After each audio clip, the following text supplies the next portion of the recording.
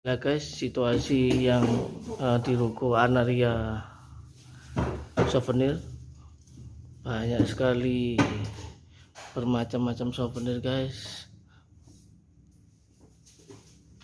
Nah, inilah dia contoh displaynya.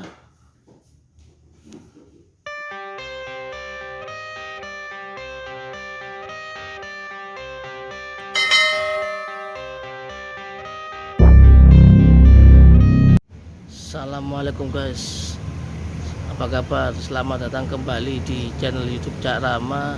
Di video kali ini Cak Rama coba mengulas tuntas kiat-kiat sukses dan strategi Anaria Souvenir.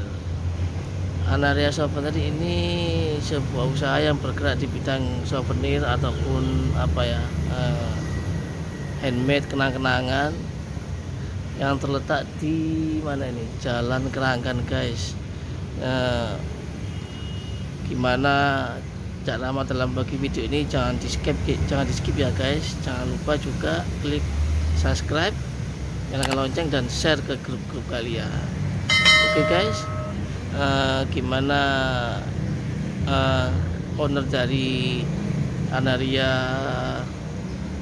Souvenir ini membagikan tipsnya, membagikan pesannya ataupun strateginya dalam membesarkan usahanya. Yuk ikuti terus. Nah, sekarang Cak Rama sudah berada di depan toko Anaria Souvenir yang terletak di Jalan Keranggan. Nah, inilah tokonya guys. Lokasinya di sini di Jalan Keranggan. Yuk kita masuk ke dalam ya guys. Gimana dalam isi rukunya, yuk kita ikuti ya guys, jangan skip video ini ya. Oke. Nah guys, situasi yang di ruko Anaria Souvenir banyak sekali bermacam-macam souvenir guys. Nah, inilah dia contoh displaynya. Nah, ini kita ketemu dengan ownernya. Assalamualaikum Mas Rizky, gimana kabarnya? Alhamdulillah, inilah owner dari Anaria Souvenir guys. Coba nanti kita tanya-tanya ke beliaunya gimana kiat-kiat suksesnya dalam menjalankan bisnis ini. Untuk kelanjutannya jangan di skip ya guys, supaya kita bisa mengambil pelajaran yang beliau beliau share ke kita. Oke.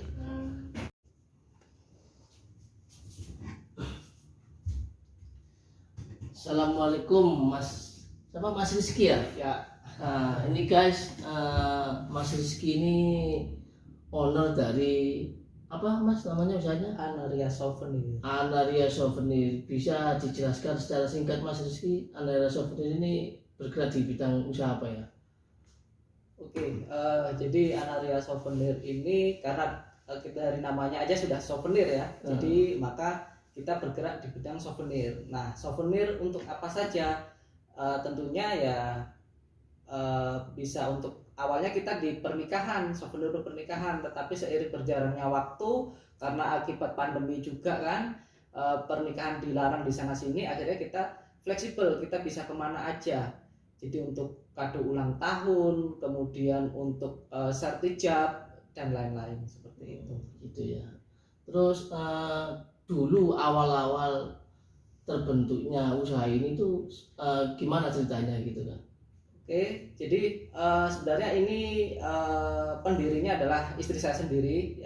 Jadi dimulai tahun dari 2019, bahkan itu dari sebuah toko di PGS. Jadi sebenarnya itu milik ibu mertua saya. Kemudian karena ibu mertua saya meninggal, mau tidak mau istri saya yang saat itu bekerja harus meneruskan toko tersebut. Nah, meneruskan toko tersebut berjalanlah mulai dari jualan hantaran, keranjang-keranjang untuk lamaran, akhirnya ditambah lagi dengan produk-produk souvenir, produk-produk undangan, sehingga bisa baguslah di PGS saat itu sampai 2012.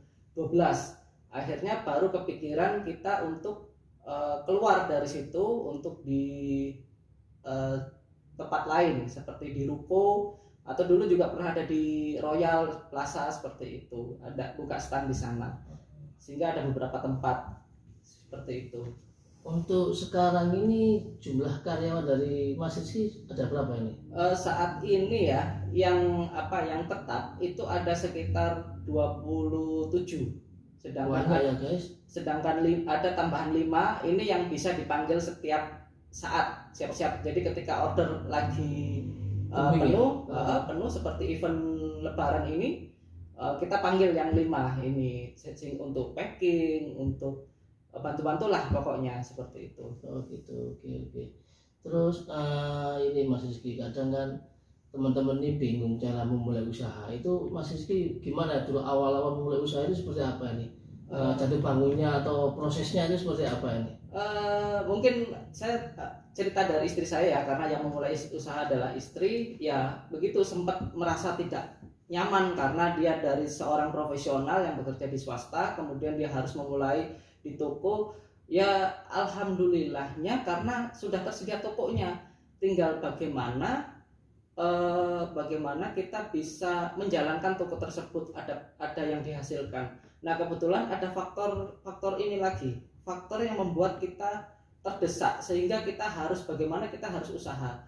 Saat itu saya punya adiknya istri saya itu sedang berkuliah, sehingga mau tidak mau ketika dia hanya bekerja dari seorang profesional itu tidak cukup untuk membiayai kuliah, sehingga dari faktor tersebut dia mau tidak mau harus usaha seperti itu, harus ada uang lebih.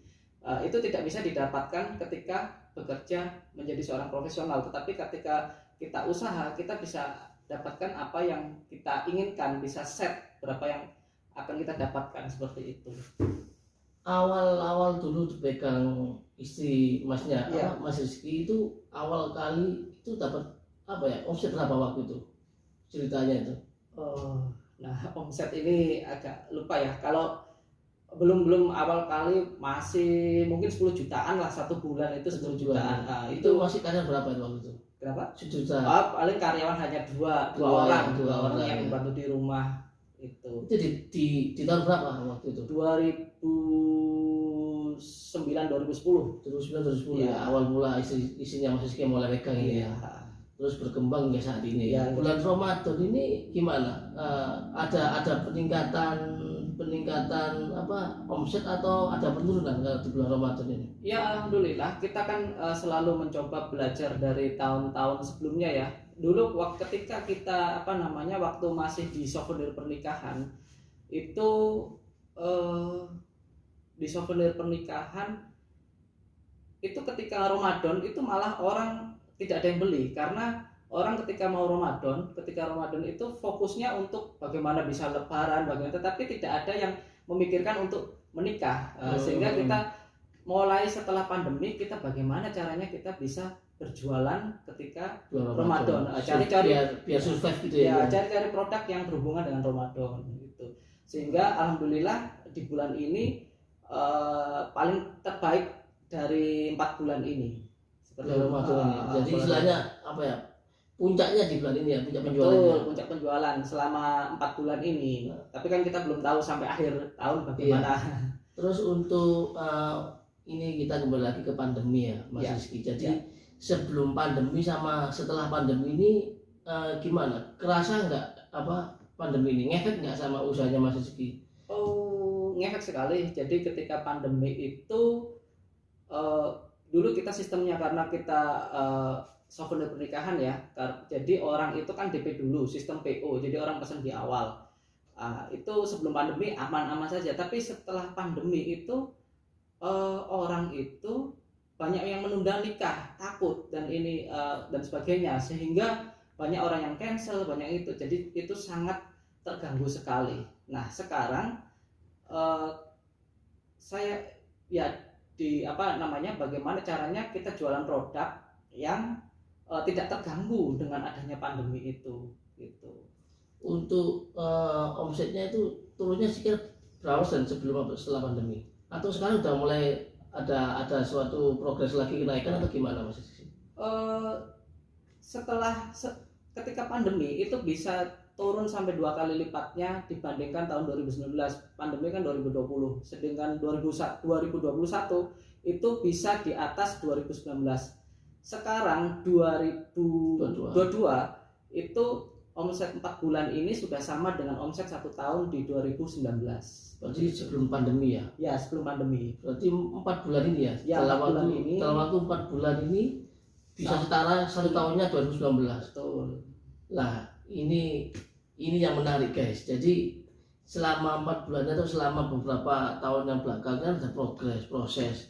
Nah, itu gimana cara Mas Rizky ataupun tim dari Anaria Souvenir ini untuk mempromosikan atau memasarkan produk-produk dari Mas Rizky?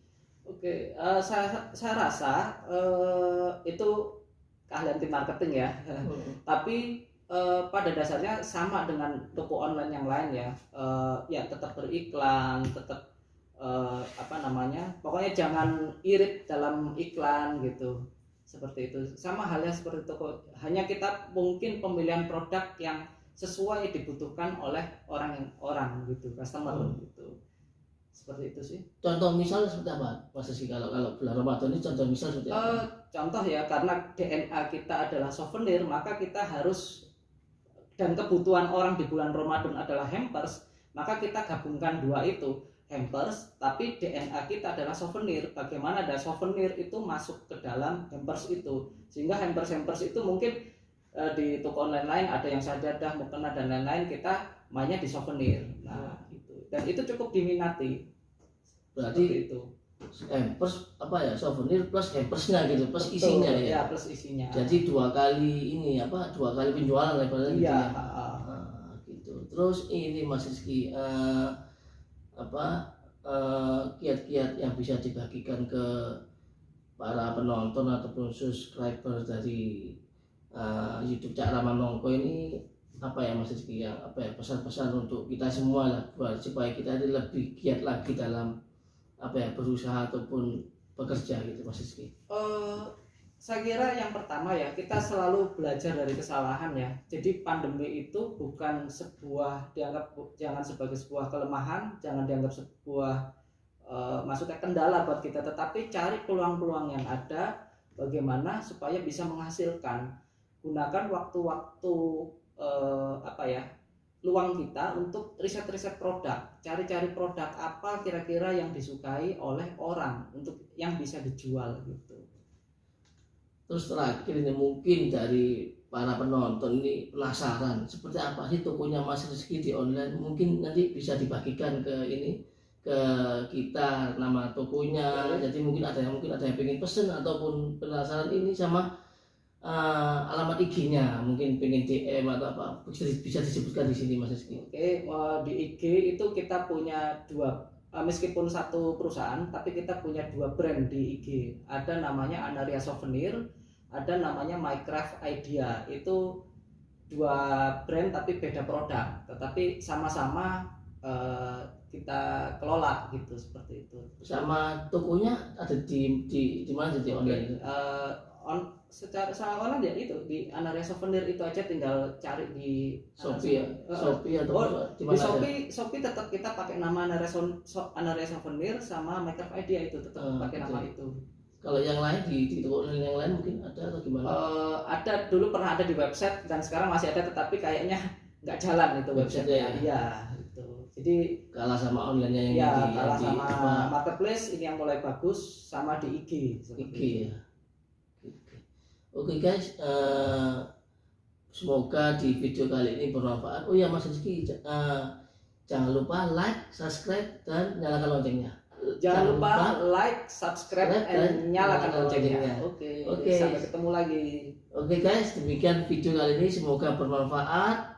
Akhir kata, wassalamualaikum warahmatullahi wabarakatuh.